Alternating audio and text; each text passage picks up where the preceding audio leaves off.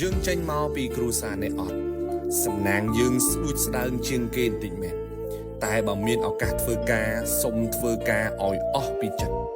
ទីមួយកុំបោះចោលការខំប្រឹងយើងកើតមកចំគ្រួសារនេះអត់មែនសំណាងយើងមានអត់ច្រើនទេហើយបើសិនជាយើងអត់ខំប្រឹងទៀតអានឹងគឺជាសួយធំមែនតើនៅក្នុងជីវិតរបស់យើងចេញពីគ្រួសារនេះអត់តែកុំបោះចោលការខំប្រឹងរបស់យើងឲ្យសោះ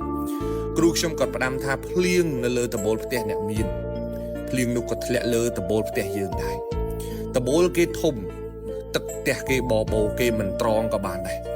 ប៉ុន្តែដំបូលផ្ទះយើងតូចបើសិនជាយើងខ្នះខ្នែងជាងគេបន្តិច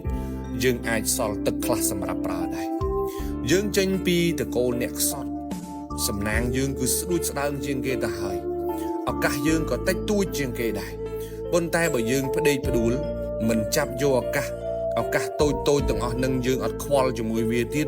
អានឹងសំណាងយើងនឹងវារត់តខើយទៅទៀតឬក៏លែងមានក៏ថាបានយើងខ្សត់ទ្រពតែកុំឲ្យខ្សត់ការខិតខំប្រឹងប្រែងសោះទី2កុំបោះចោលគំនិតវិជ្ជមានរបស់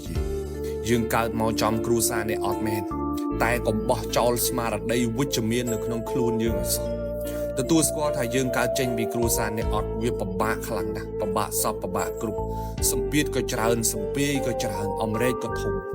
តែការគិតអវិជ្ជមានវាអត់បានជួយយើងឲ្យធូរស្បើយទេទៅចាំអ្នកខ្លះចាប់កាន់ការងារភ្លាមនឹកឃើញដល់រឿងអវិជ្ជមាននឹងចូលផ្លែតតែម្ដងក្រគេមើងងាយក្រគេរើសអើងក្រគេអត់រាប់អានក្រគេប្រមាថអីចឹងទៅមានឱកាសធ្វើការឲ្យខិតខំប្រឹងប្រែងលើការងាររបស់យើងសិនកុំទាន់គិតលើរឿងទាំងអស់ហ្នឹង